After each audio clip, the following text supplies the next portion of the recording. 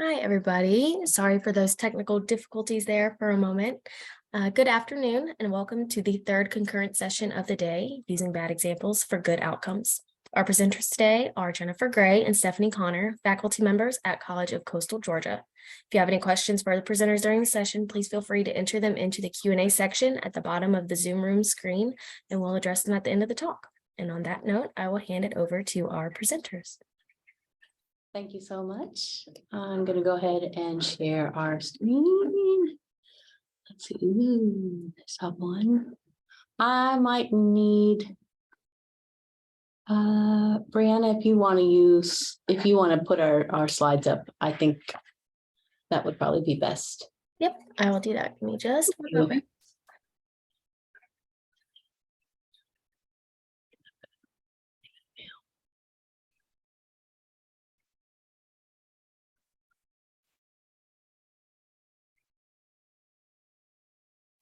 Excellent. Looks lovely. Looks lovely. Thank you.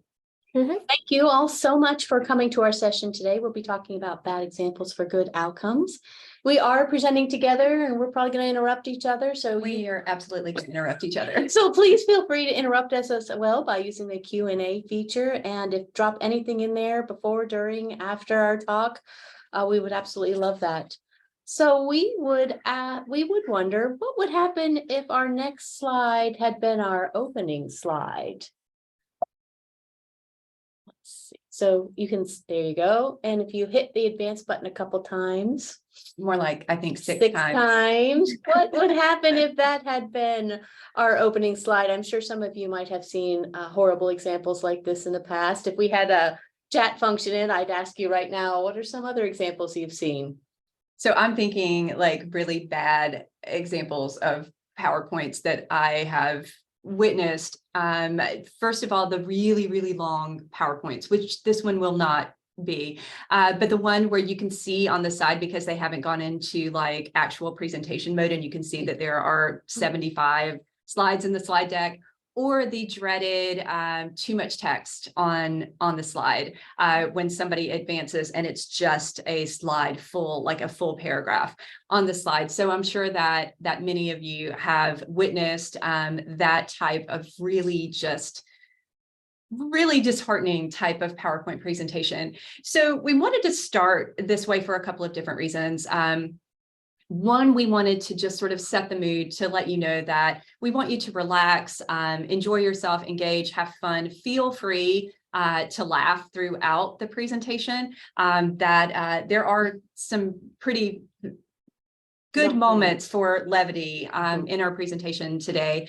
So that was one reason, just to sort of set the tone that we want this to be a very laid back session. And the second reason is we are talking about using bad examples for good outcomes. And we figured sort of starting with a really just terrible PowerPoint slide would be a great way of leading us into those conversations of how we can use something like this to teach our students what they should be doing instead.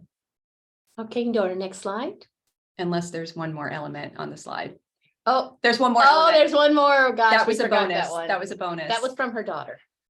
Okay, so welcome to our session for real this time. I just want to walk you through a little bit of what our session is going to be about, just give you a little bit of the agenda. So we're going to start out our session today just talking about the typical practice of using mentor text in any discipline. And I think the biggest thing to remember as we're going through our presentation today is that what we're talking about, we're going to be examining examples from English courses, but this is not something that's just limited to composition classes. This is open to any discipline, and we'll talk more about that at the end of the session. Then we're going to move in to some samples from our classes and work. So we're really excited to just share with you some of the things that we're actually doing in our own courses. So Jennifer is going to take you through some of what she does in her English 1102 class. I'm going to take you through some examples of things that I'm doing in my English 3590, which is technical and professional writing. And then we're going to hear back from Jennifer talking about using bad examples in workshop situations for Writing Center coaches. And what's really great about this is that we're going to show you these examples that work like both face-to-face, like some of the classes that Jennifer teaches, those are face-to-face. The technical writing class that I teach is an online class, and then how you can use that in both modalities. And finally, after we go through those examples, we're going to talk about what we gain from looking at the worst examples. Okay, great. So on our next slide, you'll see the idea of the mentor text. So in case you're not familiar with this, a mentor text is really just a sample. And so it's a way to use a real world writing strategy. It's something that we often probably all do. So for instance, when I became a writing center director, I was tasked with writing an annual report. And I didn't have the first idea what that was. I'd never written an annual report before. So what did I do? The first thing I did was I found a mentor text. I found a sample. I looked at several different examples of an annual report and based my decision about what I wanted mine to look like based on that. So this is a real world writing strategy that writers do. In terms of teaching, we see our mentor text all the time in textbooks in terms of student samples. So you might have an assignment or a task described in a textbook, and then afterwards there is a student sample. And they really help students see what a finalized product can be. It can help build confidence. It can help people handle a writing occasion that they just can't quite picture in their minds or they don't have a lot of experience with. Now, there is a pitfall to using a mentor text, and that is when students stay a little too close to the assignment. I'm sure you've noticed this before, where sometimes you share a student a piece of writing, and then the students turn in something that's very similar to that exact piece of writing. Maybe the sentences start off with similar language. Maybe it's the exact same number of paragraphs. Maybe the thesis is written in a similar fashion or tone. And so sometimes a pitfall with a sample like this is students copy it. They can't go too far from it. And so we started wondering, what if the sample wasn't quite so copyable, so ideal? And I started using weaker examples in class, and it produced so much more discussion, because instead of just talking about what we were seeking to do in a document, on top of that, we were able to add, well, what didn't this particular sample do? What could happen? And we got into discussions even of revision, but more on that later. So I'd like to right now talk a little bit about an assignment that I do. You can go to our next slide in English 1102. And when we are talking about credible sources. And so I use this assignment because part of our learning outcomes for English 1101 and 1102 are to help students become better acquainted with the use of outside sources and how to incorporate them, but also how to select strong ones. So if you go to our next slide, you'll see a copy of the beginning of this assignment. So I call this the source credibility assignment, and the purpose of it really is to help students both select and evaluate outside sources in their writing. And obviously we need these skills, not just to do well in my English 1102 class, but in their future courses, their career, life. We need to be able to select strong sources to bring into our work and our lives. And so we're looking at things like misinformation, bias, and just evaluating sources. The section under knowledge a little further down there are the actual learning outcomes from our English 1102 course. You can see they emphasize things like relevance, reliability, how valid is the source. And so this is what we're working on. So this is the assignment where my bad example comes into play. After I give out this assignment, the next thing we do is we do this particular activity in class. So if you go to the next slide, there's a website on here. So feel free. I hope some of you are already laughing as you look at the title of this website. If you have your phone with you or something, if you want to type it in, or if you want to minimize us and type it in so you can see this website in its full glory on your screen, I would encourage that. But if not, I do have some screenshots to show you as we do this. So I open this website up in class, and this is kind of the main focus, one of the main class activities that I do. So if you would advance to the next slide. And we see our beautiful LASIK at home in its glory. I feel odd because I'm used to showing this and everybody starts laughing. So I really hope you all are laughing at your desk or at home, wherever you are. I've seen this so many times and it still makes me laugh. We've got we got somebody that looks pretty official down there. We got a white coat after all, right? We've got somebody with the MD and a PhD with 2,000. He's performed more than 2,000 LASIK procedures. I mean, we have some credentials listed. This all looks nice. Lovely smile. Description of the LASIK surgery. It tends to cost $1,000 an eye, which is out of reach beyond for most Americans. But now we have LASIK at home. I should also mention that I legitimately found this source when I was doing general research. I just did a regular search on LASIK. I thought it might be an accessible topic to use as a sample topic in class when talking about research, because most people are either nearsighted or have somebody nearsighted in their family. So I legitimately stumbled upon this in a regular search. I think it was maybe the second or third kind of page of results. So it really appeared like any other source might appear in an internet search that our students might do as well. So at this point, my students are sort of, they laugh, but they're a little wary. They're not quite sure. They're still kind of sold that this is a legit website, especially since I type it in and it goes automatically there. And like, well, if it's online, it's legit, right? You can't put anything on the internet that isn't true. Absolutely. Absolutely. Okay, if you could go to our next slide. So let's go to see how it works. Here we have the Scal Pal. Oh, that just the name. It hurts. The name hurts me to just say it. The scanning, adjusting, laparoscopic personal laser. And so we get to see the device that we would be using in our LASIK at home. Notice the description. The whole procedure takes only a few minutes and is virtually painless. And we do have a little asterisk there. I think we should follow the asterisk. The statement has not been evaluated by the FDA. Feels Absolutely legit and yeah. real, right? And make sure you don't look directly at any laser, but maybe this one you could look at. I don't know. What's included? We can see you even get a sedative. I mean, thank goodness that you get a mild sedative with this if you're going to do this to yourself at home, right? And so my students here are still a little wary. I mean, it still looked a little legit to them. So if you go to our next slide, this is where they realize is probably not real. Doesn't this look like an IKEA furniture set? Like, I feel like we're going to put together some IKEA furniture. Start off in a quiet place with no distractions. Oh, thanks someone for the laughing emoji. Okay, someone is laughing. Thank you. So find a quiet place with no distraction and unpack all your gear there. Then we perform the painless procedure with no puppers around. Yep. Are we supposed to look at the laser in this one? I guess so. But it says, don't blink. Also notice we have another not been evaluated by the FDA. But after you do this painless procedure, or nearly painless, virtually painless, you can go off and you can see a helicopter run into the Eiffel Tower over there, or you can go fly a plane or do whatever you need to with your life. So at this point, the students are really interested. And then if you go to the next slide, order now. And here we are, we see the good doctor bringing clear vision to the people. What's curious, the device apparently only has one shot. Which is why you don't blink, right? Because if you blink, you missed it. And maybe burn a hole in your eyelid. I don't know, that's not very attractive. So if you need LASIK on both of your eyes, you would have to order both of them right through there. So we have that. Notice though, at the bottom, do you see that?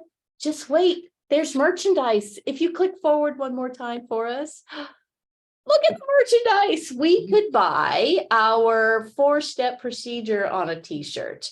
So at this point, my students are pretty sure this is a fake. Your daughter though.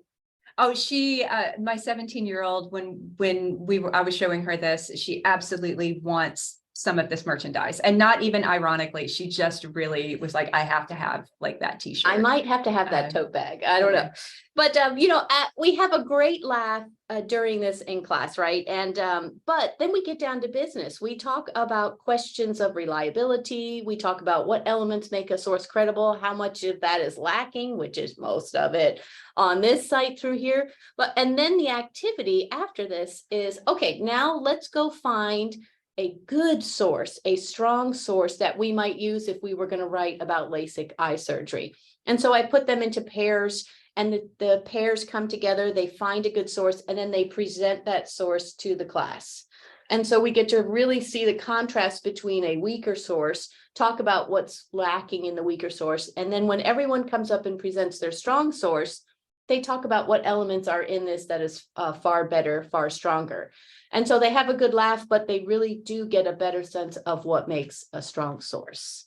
And I think also you have taken away that sort of fear of, I'm going to do this incorrectly, or I don't want to share this, like by breaking the ice this way with doing an assignment like this. And let's just look at something that's really terrible. I mean, I think they really go into this like, well, how bad can I find? Like, I mean, that's right. Obviously, like, I'm not going to be as bad as LASIK at home. So it really gives them like a chance to feel much more comfortable in the class and with each other with discussing the good. It really does. And we have a fun shared experience that they can retain and remember. And when we talk about sources later on, if someone is going in a path that's not quite as strong as it could be, I can say, hey, remember that LASIK at home example, and it sort of jogs their memory.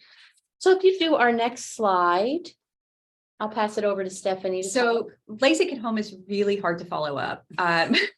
I don't know why I let Jen go first on that one, but I want to shift gears to talk about some things that I do in my English 3590.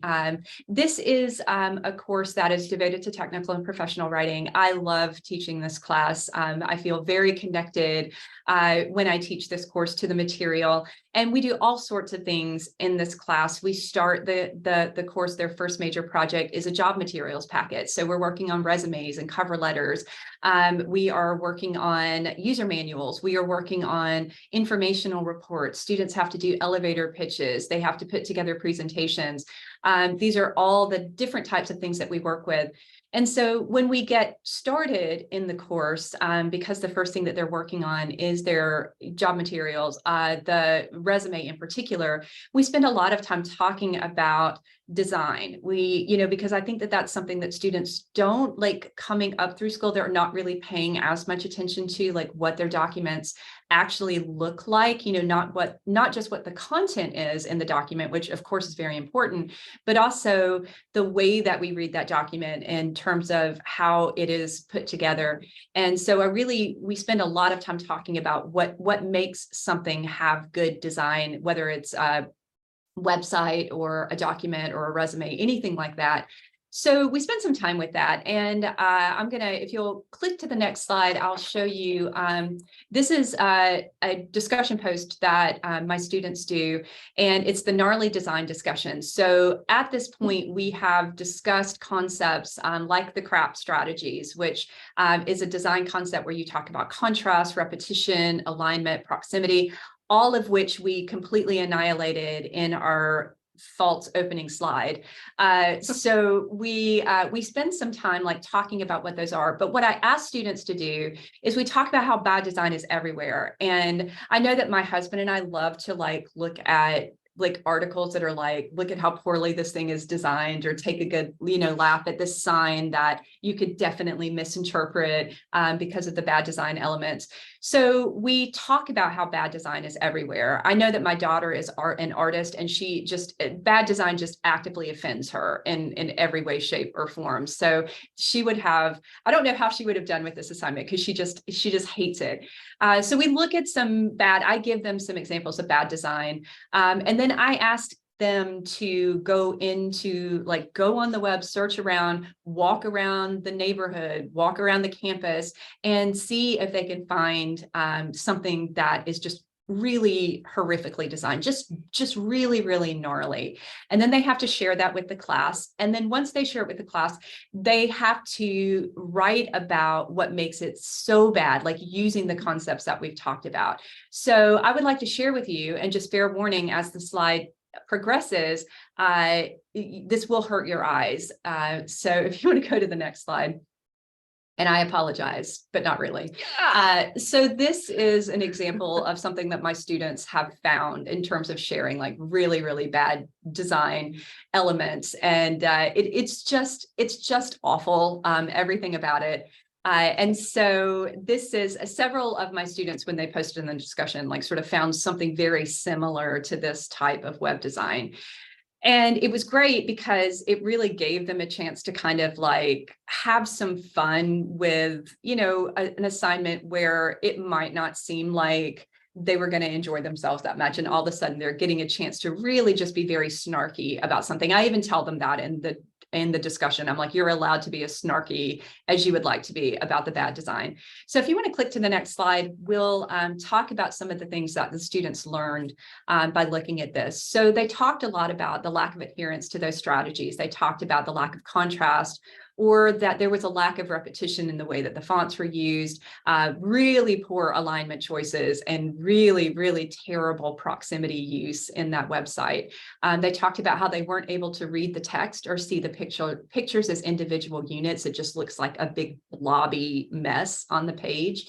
And many of them talked about how that the design of that website complicates the buying process, which is really terrible if that's the whole purpose of your website, is to get people to buy things. If you complicate it through bad design, it really defeats the purpose of your website. And then they also talked about how the random use of color and fonts make it really confusing for readers. So they had these great knowledge-based examples of why that was such a poorly designed website. So that's one way that I use bad examples in this class. Another way, if you want to click to the next assignment, another thing that we do is I actually have students create their own user manuals. So they have to choose a product and then they have to build their own user manual. And I'm sure that most of you have gotten a product before and you've opened the user manual and it is just completely indecipherable and trying to figure out what you're supposed to do, and how frustrating that is when you're ready to use something and you're having to figure out how it works. I just ordered something the other day, and I was trying to, and it had like a spring that you were supposed to put somewhere, and there were no instructions at all as to where you were supposed to put Just a bonus spring. Just a bonus spring. So it can be really frustrating. So with you doing the user manual, like the students have to think very carefully about all of those elements. They have to be in the reader's shoes to think about what needs to be in there. So one of the things as we're building up to completing their own user manuals, I asked them to do this discussion, which is to find a terrible, horrible, no good user manual. So they have to find a really awful user manual or instruction guide. And then they have to talk about why it's so bad and how they can avoid those types of pitfalls when they're doing their own assignment. So if you want to click to the next slide, this is one that popped up several times in the discussion board. And obviously this is something for some type of breathing apparatus.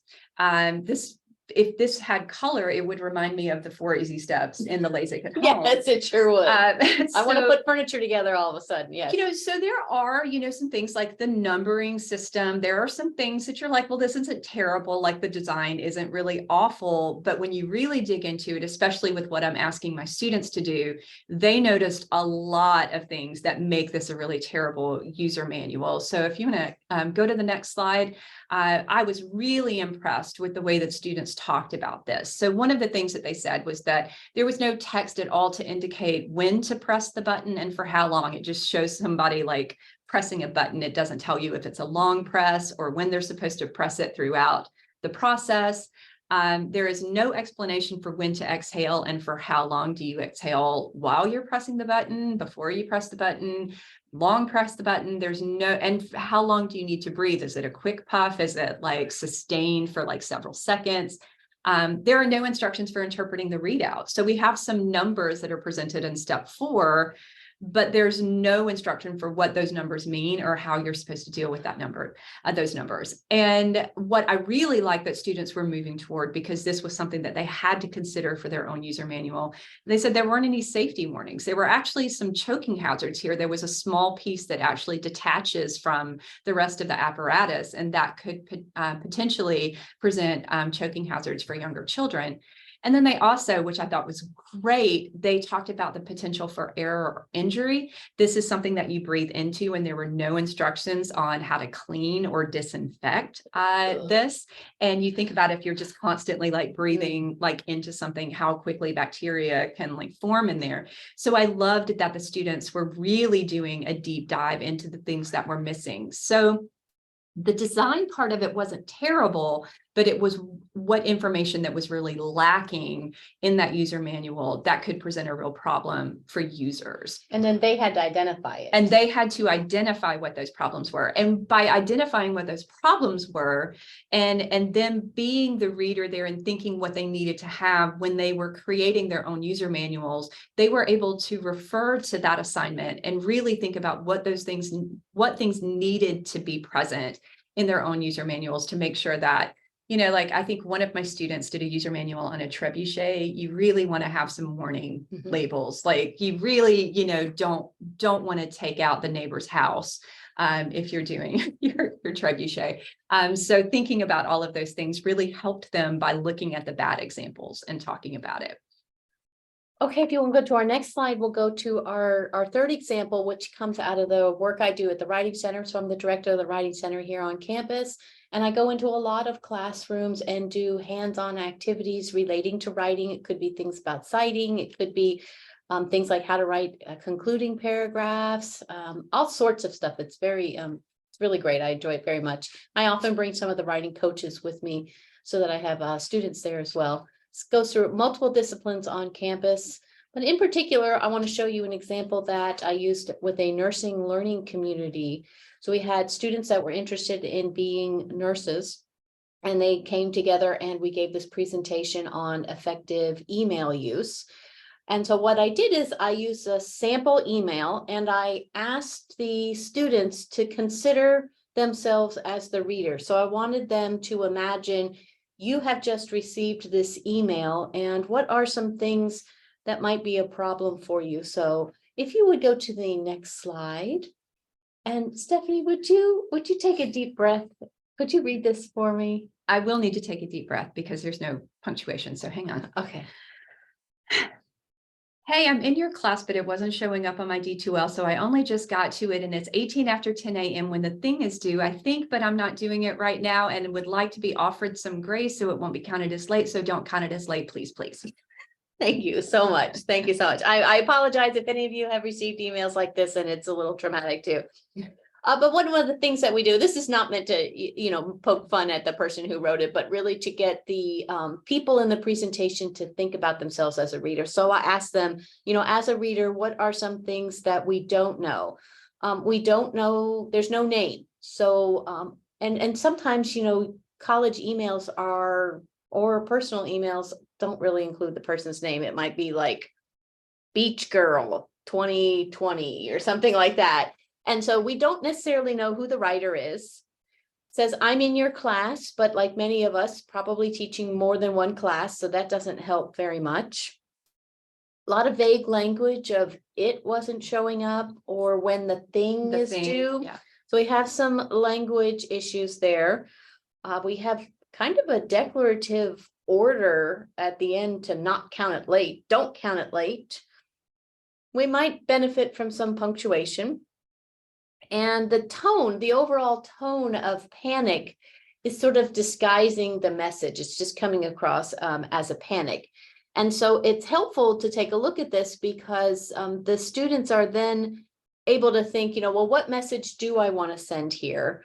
And how effective is this communication I'm doing, sending that message? And so what we do after we take a look at this is we get into groups again and we revise it. So I might put the students into groups of 2 or 3, and I say, what are some things that we need? We need some sort of greeting.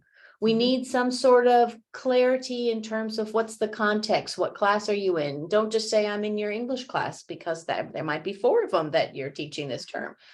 So identifying some of the weaknesses within here, and then we work to revise it. So they get into groups and revise it, and then they share the newly revised email results with the class. And they share those results, and the emails are, of course, as you might imagine, much better. But what ends up happening is this focus on revision creates a way to deepen the lesson. So if you would go to the next slide. I think the real critical thing about using bad examples like this is it creates so much space for revision or revisioning, however you like to term that. So in the email example we just looked at, this really creates a space to not just point out the weakness, but then revise it. The 1102 source LASIK at home. It's not just about, let's look at a bad example. It's about now let's build off of this and find a good example that's a good contrast to that and also emphasizes what we're trying to teach in that lesson. Stephanie's example from tech writing, she's talked about how they were able to immediately use those weaknesses they noted in their own work. They were able to make sure that they didn't have those. And so when students revise, it becomes stickier. It stays with them.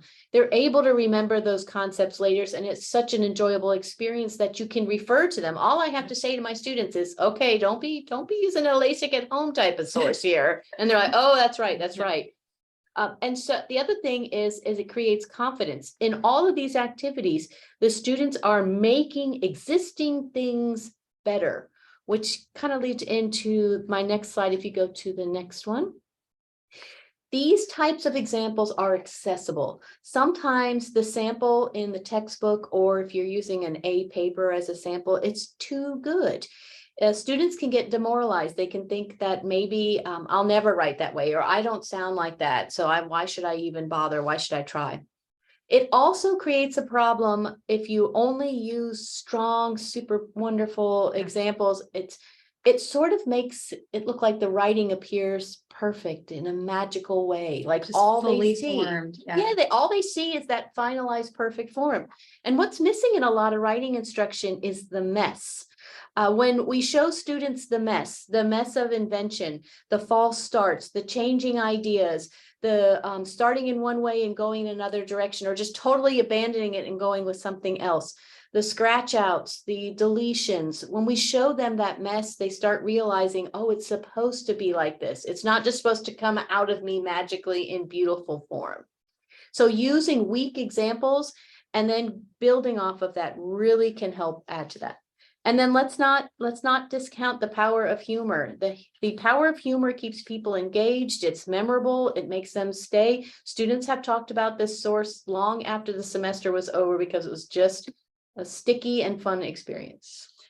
I think what I really enjoy about this too, and I'll speak from the perspective of doing this in an online environment, is that these types of activities that like identifying problems and getting students to find those really gnarly examples really created a very active learning moment in, a space that sometimes can feel like students are operating in a silo. So I know that most of us who are teaching in the online environment, when we do teach online, we work really hard to figure out ways to engage our students so that they don't feel so disconnected from everything. And I found with doing these types of assignments in the online environment that this is when the students were the most engaged with each other. They were the most active with each other in the discussion tool, and they were having a lot of fun. They were like, oh my gosh, that's like terrible. That's like the worst thing I've ever seen. They were really responsive to each other. And so it really created this wonderful active learning moment with the students when they were working on this. And I think that that's really important. And that works in both your in-person classes and in your online classes as well. And it also reinforces concepts that sometimes we just talk about, like we talk about what students are supposed to do. We might show them a good example, but if they're just sort of passively absorbing the material, it's not as sticky. Yeah. But when you're sort of giving them this activity of, okay, find the bad example, why is it so bad? And now let's revise it. They're really getting that reinforcement of those concepts, and that tends to stay with students a lot more. Okay, you can go to our next slide. So I think one of the takeaways here that I would like for you guys to understand is that, again, we've shown you examples from English courses, but I think that any discipline can use this approach. And I think most disciplines do use some type of mentor text activity. And I think that this is something that can also be done at any academic level, whether they're freshman students or they're senior students, and any modality can use this approach. But I'm thinking that, we're, in a first year composition class, we're sort of foundationally learning But if you're in a research methods course, you're an upper level student, you're teaching in an upper level psychology class or an upper level natural sciences class, and you want students to really understand like what a good research proposal looks like, or how a good research study is structured, like showing them really bad research studies could be a great way to get students to think about, okay, so why is this bad? What's wrong with the methodology in this section? Like what needs to be tweaked here, or what needs to be reconsidered in the data analysis section of this? And I think that that's where this is so roomy to be able to incorporate this into pretty much any class that you're using examples in. You know, you could also do it if you use short answer sections in a test. I mean, why not share a lousy response to a short answer question? And as you're going over the test review, share that lousy response and get the class to talk about, well, what's missing in this answer? Why isn't it earning full credit through here? And I think that may help bolster their understanding of what they need to do on their own. Yep. So I think that our last slide is just for questions and, options. If you have options, or if you do something similar like this in any of your courses, please feel free to share. Thank you all so much for sharing. Your presentation has not only been informative, but very entertaining too. So I appreciate that so much. I'm sure that our participants do as well. We have a couple of questions. So here's one. The ideas sound useful to my instructions about writing annotated bibliographies. I asked students to identify target audiences and the author's hidden intentions, critical agenda. Do you believe teaching critical thinking skills are essential in all classrooms? Sure. Yes. Yeah. I think this is definitely asking students to not just be so passive. Like one of the things Stephanie talked about is how these types of activities, whether it's hers or mine here, are encouraging an active approach where students have to be the one making the choice. They're assessing it. They're looking at the criteria points of what they've been asked to do and then comparing either what they have found or what's lacking. In Stephanie's discussion postings, I mean, their postings are illustrating that in written form, whereas in my class, they might be saying it out loud, but I think the same thing is happening, that individual assessment. Yeah, I agree. We have another question. An instructor provides an email template in their syllabus, but students don't pay attention and send emails. I laugh because this has happened to me, and send emails like the one you showed on the screen. Do you have any solutions to that?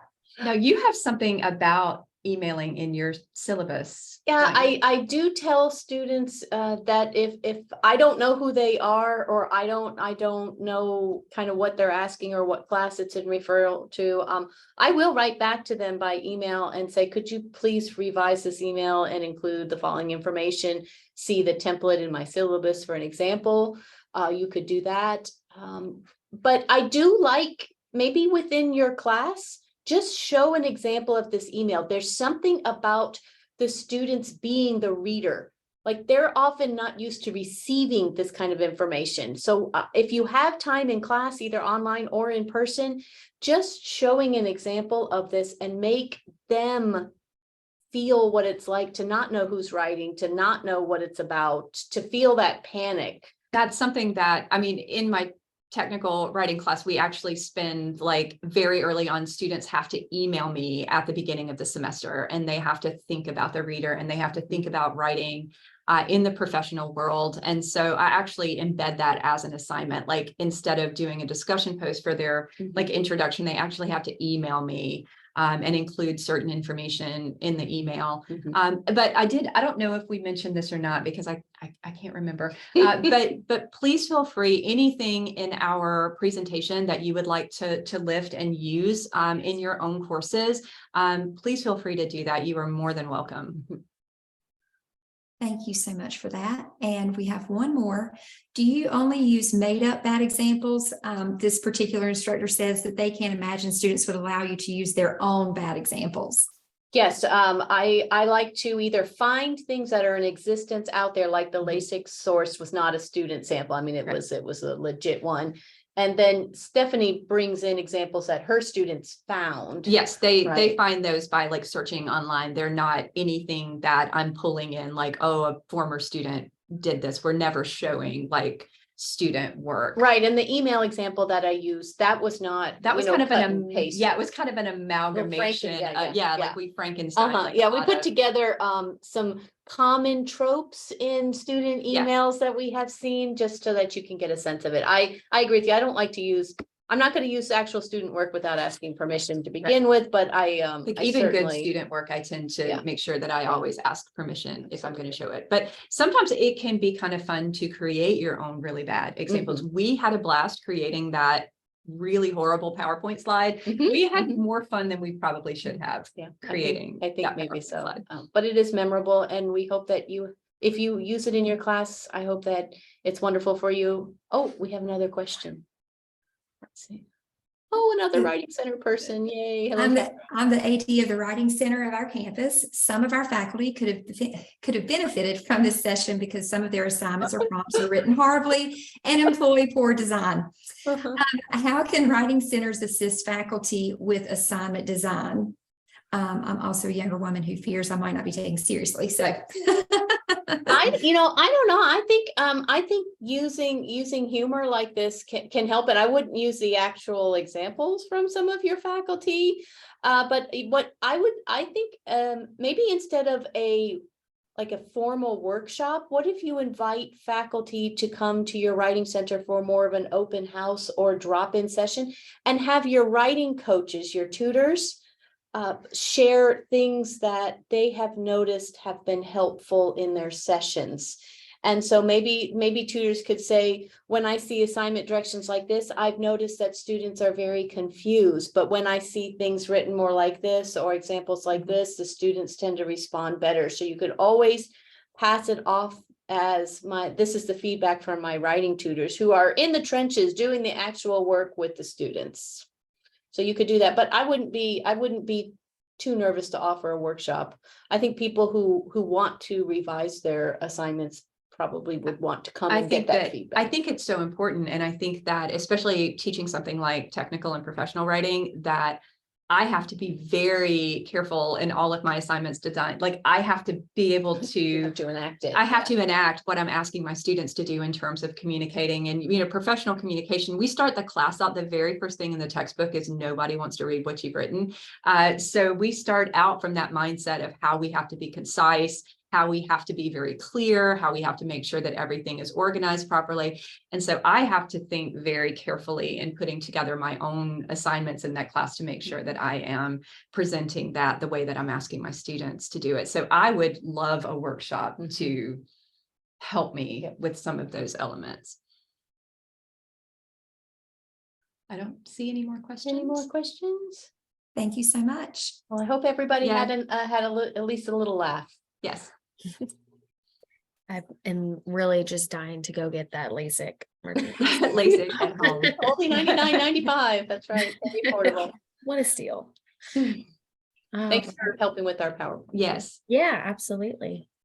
All right. Well, thank you both very much for your presentation. Like Jennifer said, it was very entertaining as well as informative. So much enjoyed. All right. Our next concurrent session will begin at 3 p.m. Eastern. You can view the chat for session meeting links or access the conference website for a complete list of concurrent sessions and their descriptions. While you're on the conference website, don't forget to swing by our virtual exhibit hall to say hello to the Hawks team. While you're there, you can view a quick 5-minute demonstration, request your t-shirt, and be entered to win a $50 hourly giveaway. Also, in the spirit of St. Patrick's Day, you'll find a few golden coins hidden throughout the conference website. Click on those coins to be entered into an additional raffle, and we will see you at the next session.